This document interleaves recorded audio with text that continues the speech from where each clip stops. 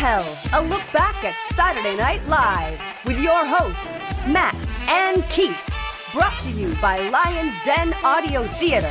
Like and subscribe to Lion's Den Audio Theater for more Lion's Den goodness. And here are your hosts, Keith and Matt.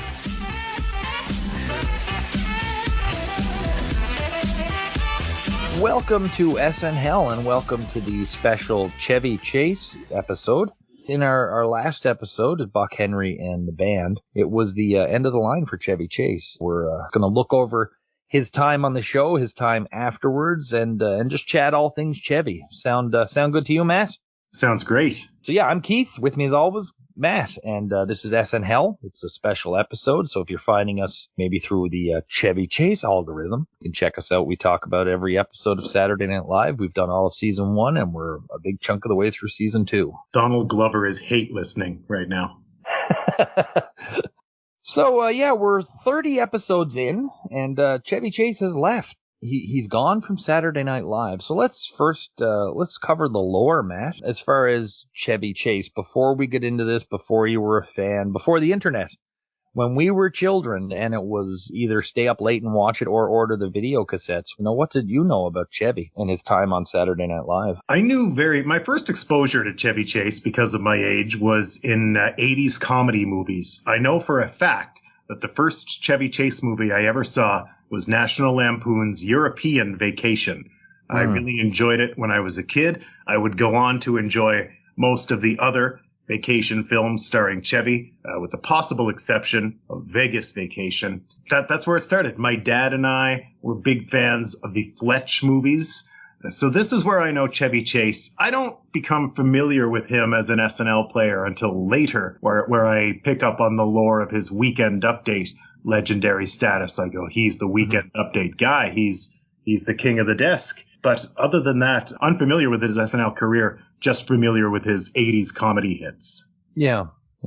So your first bit with Chevy must have been the tapes that were marketed, the videotapes and all that stuff.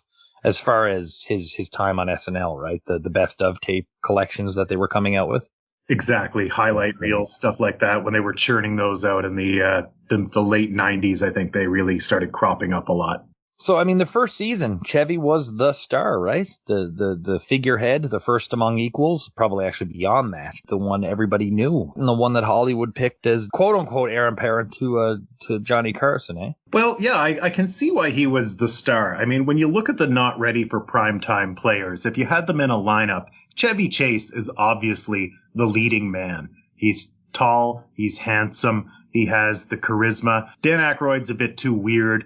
John Belushi's a bit too wild, and I'm sorry, he's a bit too chubby for that sort of, leading man personification. So I think they had something in Chevy right away, and I think they knew it. One thing I actually read recently, too, was he was one of the few white Protestant comic actors that were on the landscape at that point in time. We've got a good-looking wasp here. Let's use him, Not Saturday Night Live itself, but the network and the Hollywood machine in general. Yeah, that makes perfect sense. Like I said, they knew what they had in him, in my opinion. And he's given the star treatment. He just comes off that way. They treat him like a star and he comes off like a star. But he sort of excels at playing this egotistical asshole or a bumbling fool. He does that in a way no one else on the show even came close at that point in time. They definitely capitalized on what they had with him. For sure. To your point, he does, he plays those two extremes very well. And something that I always felt, and, maybe I'm not reading the right material, or I'm talking to the wrong people, or I'm on the wrong places on the internet. But in my opinion, his physical comedy historically is a bit underrated. I really thought when he was, he was big on the fall, and when he was Ford, especially just bumbling around, really good at the physical comedy, which I think was lost with time a little.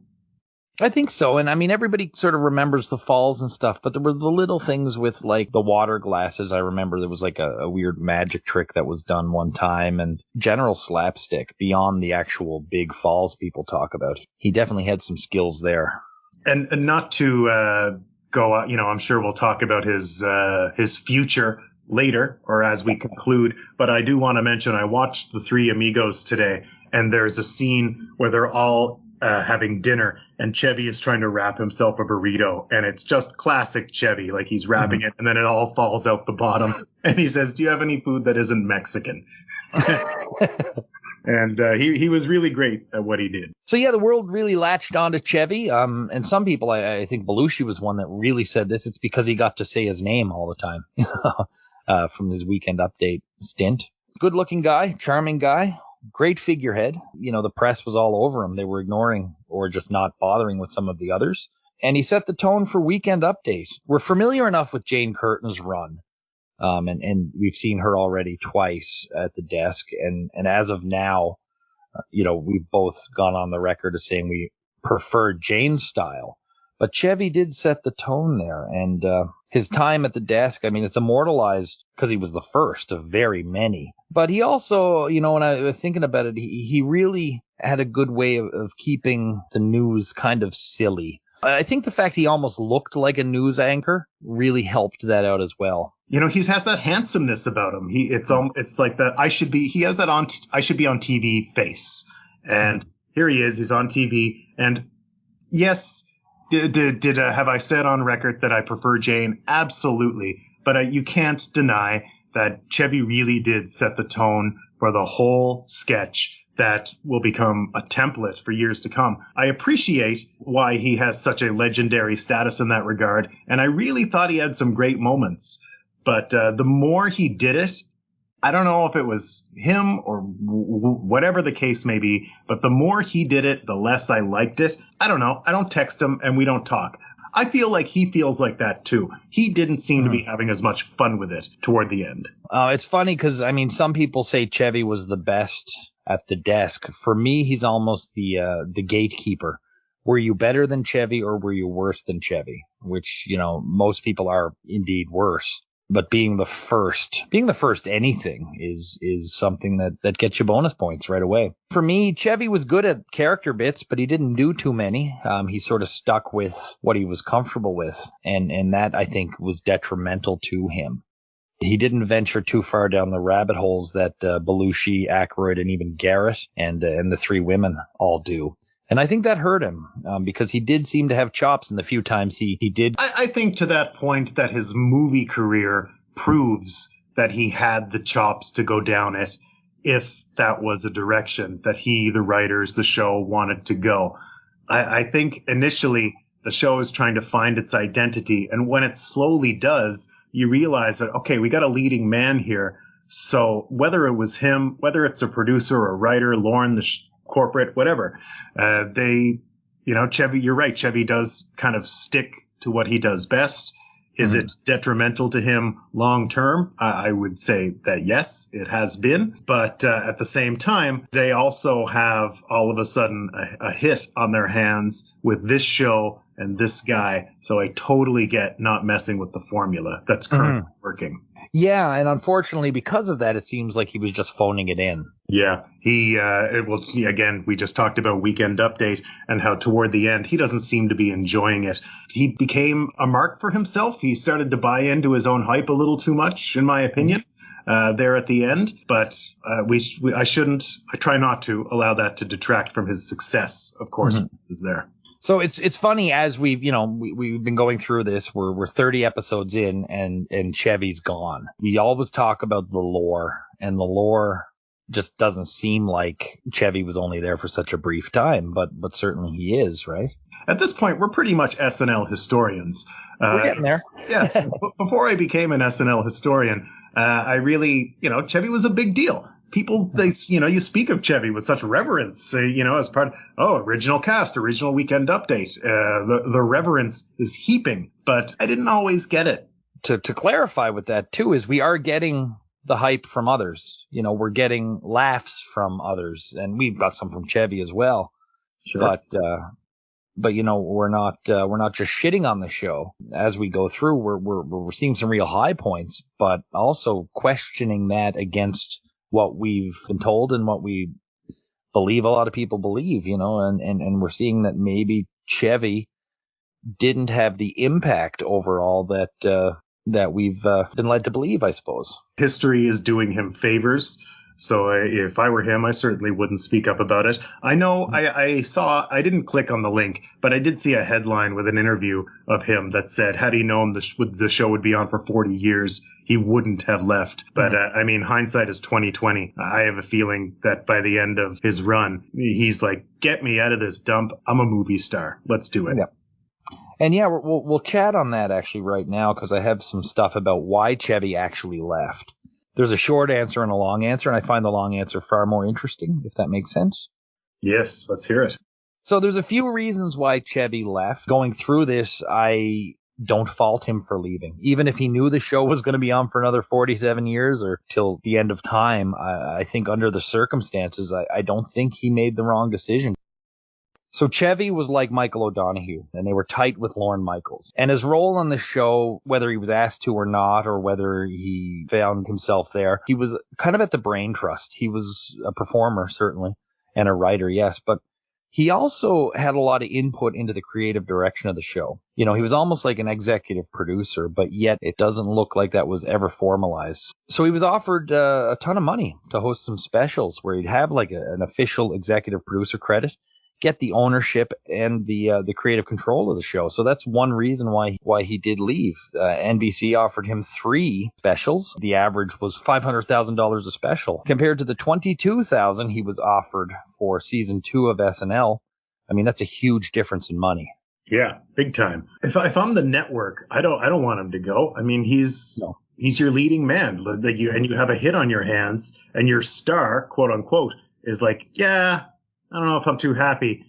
So I'm surprised in a way that they didn't appease him with whatever he wanted, rather, to keep him. Well, I mean, the network poached him because it was NBC that offered the specials. So they basically poached him from SNL. Oh, I see. Yeah. So they weren't losing him. Saturday Night Live was, you know. That's where I can see it. You know what I mean? Yeah. That must have been a little uncomfortable around the office. Yeah, the other bit too was though that he was technically going to be allowed to return to SNL for guest spots, and you know, NBC's point on it is that he doesn't have to leave the show to do these. But I mean, come on, logically, you're going to make more money than you've ever made in your life. Do you still want to keep your minimum wage job? You know, just to kind of address something that even the show does now. I don't like. If you got to go do something else, I do think it's appropriate to leave the show. I think modern Saturday Night Live is letting too many cast members miss shows to be doing their own thing, but still be part of the show. I don't gel with that. Yeah, there's a weird period of time there. I know that becomes an issue with John Lovitz later. Some people were allowed to leave, but he wasn't. Or some people were allowed to take weeks off. John Lovitz had something to do? Yeah, believe it or not. That's sort of how it comes to an end for him.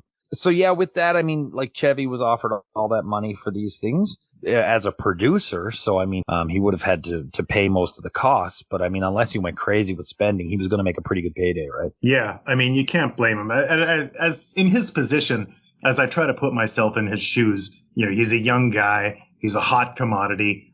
I'm out here, strike while the iron is hot. Maximize my star power. I mean, yeah, I do have a hit on my hands with this TV show, but I am part of an ensemble, and I don't know. If I'm, being offered this big money to do my own thing, I can't say I would have done it differently. I would have been gone before the ink was dry. So the other element too, Jacqueline Carlin, we've seen her. That was Chevy's girlfriend. And earlier on in another episode, I actually misidentified the date they were married. So they were still at this point, the end of season 1, they were still just dating. She was in L.A. and she had no plans to leave L.A. Chevy was spending a minimum of 3 weeks a month in New York working on the show and then commuting on his off weeks that he could. So, I mean, he also wanted to get married, and she wasn't budging. I mean, with the other offer, that's another huge factor that had him move. Now, again, you can't see the future. They did wind up divorcing about a year and a half later. Shit, I can't fault him for that, man. I had, once upon a time, a management position at a company, and I was doing okay career-wise, and I quit because of a girl. And 2 months later, we broke up. Yeah. Shit happens. Yeah, that's the life. I think most of us have similar tales, right? Yeah.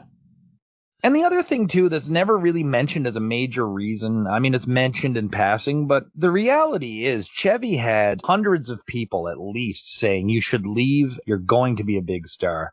In 6 months, you'll replace Carson. The feeling back at Saturday Night Live, though, Lorne was trying to be aloof about the situation, apparently. He didn't like the conflict. He wanted Chevy to make up his own mind. I know Chevy said somewhere, if Lorne had put his arms around me and given me a big hug and said, please stay, I would have stayed. He didn't. Couple that with Belushi, who wanted him gone, and then just other writers who kind of wanted, or even cast members too, who were kind of like, let's clean house because these episodes are Chevy heavy and I'm not getting time. So at Saturday Night Live, there wasn't much please stay going on either. Totally understandable. You want that spot. Every one of the not ready for primetime players wants to be a star. They're on TV. They're performers. They want their hit. They want to make their bread. They want to show their talent.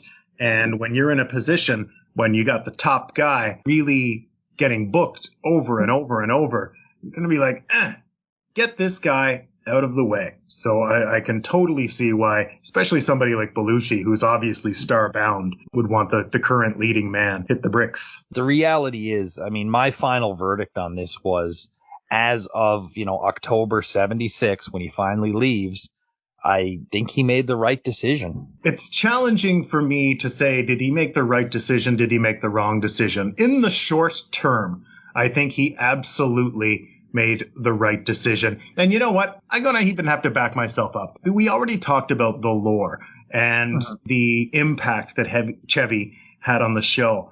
And his actual short run in the original Not Ready for Primetime Players does not seem to have diminished his legacy or his status on the show at Weekend Update, anything. Everybody's like, Chevy, original cast, king of the desk. And the fact that he was only there for a year doesn't seem to enter the conversation as much. He leaves and he starts eventually checking out these hit movies. He's making bank. He's got the Vacation franchise. Fletch was a big hit. He goes on to do the Three Amigos was a big hit. So everything is working, but it does run out of gas. By the time it runs out of gas, we're in like the early Dana Carvey years. So to say he had a hell of a run.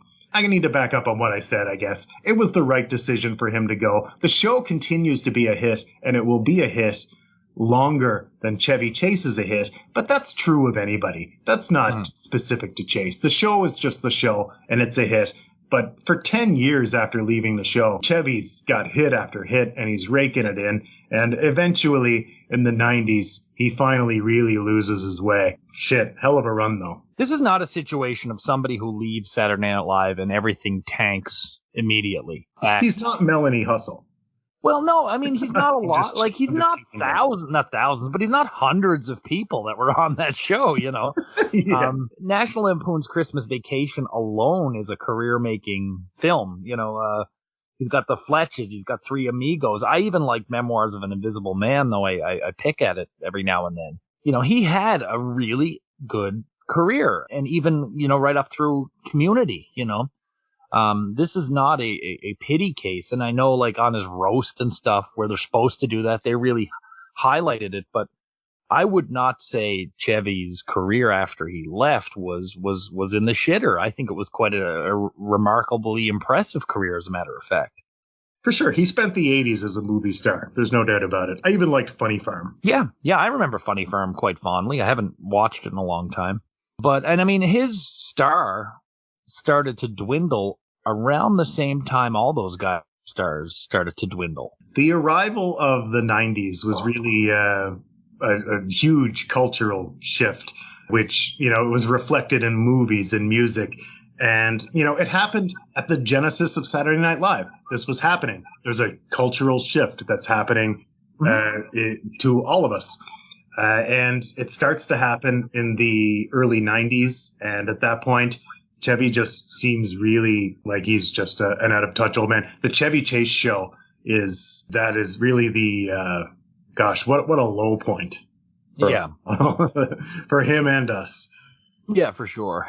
That doesn't help his legacy. But other than maybe Bill Murray from that generation, I mean, the 90s were not good for their careers. No, there will be a time to argue who is the most successful cast member of all time. You can argue Eddie Murphy. You can argue Bill Murray. I would argue Bill Murray over Eddie Murphy. And someday I'll have the opportunity to do so, I'm sure. But Bill had carved himself such a nice little niche, I think. I mean, the Ghostbusters 2 came out in the early 90s. So he's still, was it 89? Maybe I don't remember. 89, yeah, 89, I think. Okay. As the culture shifts, just because of the nature of the characters he plays, I don't know. It just became the wrong time for Chevy Chase. When I think about, I don't think, is Dan Aykroyd even trying by the early 90s? I don't think he's really around too much. I know Coneheads came out in the 90s, but I feel like that was a fun novelty project for him. You know, you look at the SCTV guys and the SNL guys together. By the mid-90s, John Candy was dead. Rick Moranis was retired. It was even before Martin Short kind of had his resurgence with Jiminy Glick. You know, you mentioned Aykroyd. Nobody's career, like Chevy's career, did not tank, compare him to his contemporaries. And that's the high points of the contemporaries, you know. Yes. So I don't think the Chevy left Saturday Night Live and everything went to shit for him is particularly true, even though I think he believes that himself now. That's a shame because, that's certainly not a reliable narrative. His run in the 80s was top-tier comedy movie star, I thought. Yep, with some flops. Sure, yeah. But, everybody has some flops. Exactly, yeah. You know, we agree here that Chevy should have left. It was good for Chevy at the time to take off, but was it good for SNL for Chevy to leave? The evidence will prove yes, it was good. We have an extremely talented handful of not ready for primetime players that are extremely funny, and they're not getting enough airtime. They're not getting their reps in to really grow their characters and show us what they can do. Chevy can't be there as this perennial leading man for them to do that. Having said that, there's got to be some nervous wringing of the hands when your star is stepping away. Yeah, and actually, I'm glad you mentioned that because we did get a comment through one of our third chairs. A friend of one of our third chairs said, these guys were trained actors, and they probably weren't worried because they were arrogant enough or self-confident enough to think, well, we're going to get over this quite easily. We're just as talented as he is, and that's never been the point Matt and I were making actually, because we both said that folks will be worried, and the worry is more, I think, on the will the audience respond to us without our guy? Absolutely. Yeah. Because these guys were Second City. They were, Groundlings. They were National Lampoon. This type of comedy is used to people coming and going. Your cast changes week to week sometimes on the Second City shows. They weren't worried about their own talents. As a matter of fact, I'd say a few of them were quite relieved based on what I've read. Definitely. But, they know they're funny. They know they're going to be fun. This is far more like, George Dzunza leaving Law and Order than it is Steve Carell leaving The Office. Yeah. When I make reference to nervous people, I'm definitely talking about NBC. Mm-hmm. And it could spill over to the cast too, where they're like, oh shit, Chevy's the one that's been all in all the papers. Yeah, that's true. There's got to be a personality in there somewhere that just wants to be on a hit show. And I don't want to say Jane Curtin. I'm going to use Jane Curtin as an example because she doesn't write a lot and, she just wants to show up, do her job and go home. She is probably happy to show up on a hit show. Don't get me wrong. Jane also seems to be the kind of person that's going to be like, God, I wish that asshole was out of here. But she also seems, if she's on a hit show, she doesn't need to be the star. Jane can go in, do her thing, be a great supporting character, collect her check, and get to exercise her talent. But, that's not John Belushi. That's not people that I'm sure are ready to really capitalize. Yeah. Yeah. There are people waiting in the wings for sure. So Chevy's legacy, Matt, if you were to sum it up in one phrase. The original leading man, but he had to leave for the show to grow. So as of today, there have been 159 cast members. So just seeing where Chevy ranks in some of these lists. So the IMDb did a list in 2013. A member of the IMDb, but I really was impressed with the list. It was very well curated. And they put Chevy as number 15. Rolling Stone did a list in 2015, and they put him at 10. Paste magazine did a really good one in 2020, and they put him at 25. And Ranker, which is basically, fans or just random people off the street saying what they think, puts him at 26. This is an impressive showing for him, ranging between 26 and 15, considering he's a guy that was only on for 1 year. But yet, I think that's a realistic expectation, don't you, Matt? Yeah, I do think it's fairly realistic. It's impossible for me to give him a number at this stage in our deep dive, but 15 to 20, 25, it feels right. 10 feels too high, because I can definitely sit here and name 10 people on the show historically that I like way more than Chevy Chase. Mm-hmm. But, could I name 15? I probably could if you gave me a minute. Could I name 20? Probably not. Whether you like it or not, you can't argue with the mystique of being there first. Yeah, and sometimes I don't like it. I don't really think I love it. But it is what it is, and it's a reality. And he has definitely benefited from it historically. Or I should say he's benefited from it. His legacy has benefited from it, certainly. Well, it's funny. I was in a conversation with someone the other day online, and we were talking about overrated and underrated actors on the show, players over the years. And I said it's really even Garrett or Lorraine who, by and large, both of us, I think, have kind of fallen in the underrated category. It's so hard to say either one of them are underrated when they're members of the original cast plus Bill Murray. It's hard to say any of them are underrated purely because everyone talks about how great the original cast was, I do feel that. In the same breath, Lorraine Newman, definitely underrated. Oh, God, yeah. You had mentioned before, it's like there's Jane, there's Lorraine, and then there's Gilda. She gets the love out of the ladies. And Jane, I feel, gets number 2 because of Update. But Lorraine, I feel, out of the women, is really lost in the shuffle a little bit. It's not like people don't know who she is or recognize her, but definitely, in my opinion, underrated. Sometimes she's really fantastic. Yeah. She's got some real high points that blow the other two way out of the water. We'll just go through a couple of quick little awards for Chevy. We're not going to rank him because this is our first/second, because we did lose George Coe last year, but he didn't get a special episode. So George Coe, we actually said was, basically we put him in the no harm, no foul, barely noticeable, our sort of not applicable category. For Chevy, what was his best impression?